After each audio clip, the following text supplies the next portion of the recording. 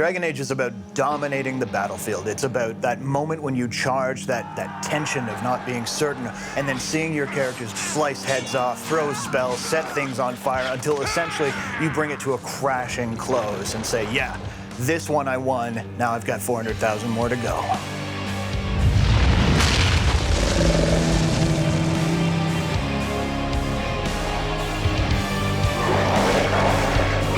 Dragon Age is really a return to the thing that brought me to BioWare in the first place. When I started at BioWare back in Baldur's Gate 1 days, we were making the pinnacle of fantasy gaming, and I think we've really come back to that with Dragon Age Origins. What we've done is we've taken the best of high fantasy and the best of darker, lower fantasy and combined them into one game.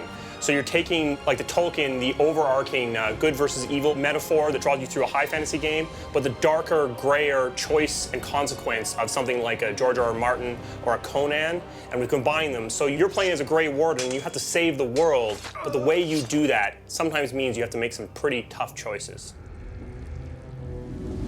I think with Origins, what we managed to hit is a note of the familiar and yet the uncanny.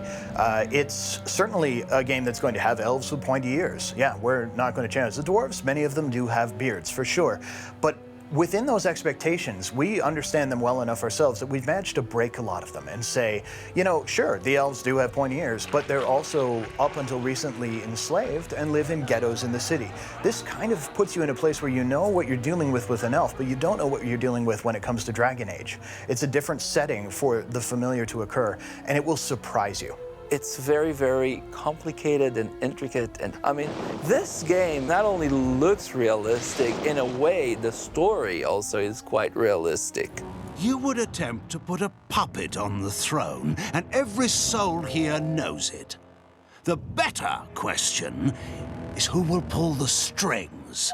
So this is a world already with a lot of conflict going on, and now when we start off Dragon Age Origins, a blight, these darkspawn rising back from under the ground are coming to consume the earth once again, and this is what you're fighting against. Farewell, Mother.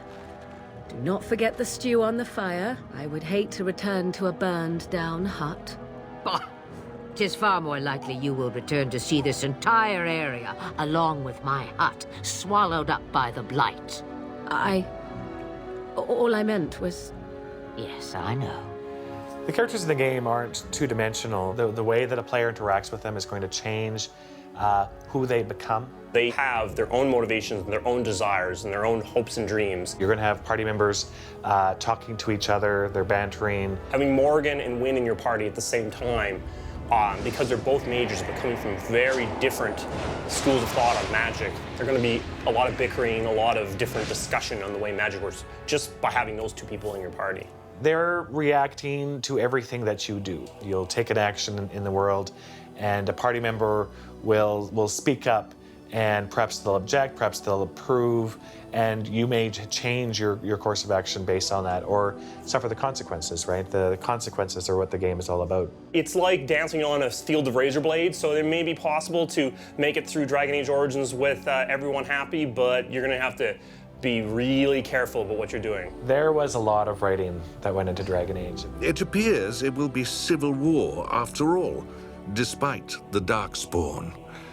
Pity. When people talk about the world in the game, it's with the idea that there's more than what they're talking about, and I think that comes across to the player, right? No one has a place here. Your farmers wish to be merchants. The merchants dream of being nobles, and the nobles become warriors. No one is content to be who they are. When I play games, you can tell very quickly, usually, if what is present is all that's been created. And then there's other times when you're reading a book or when you're playing a game, and you can sort of feel immediately that there's this whole breadth of history that the game creator is just dying to get you to fall in love with. And that's what I'm hoping, that the fans will get into this world and they will fall in love with it and see exactly what we've put together for them and value it.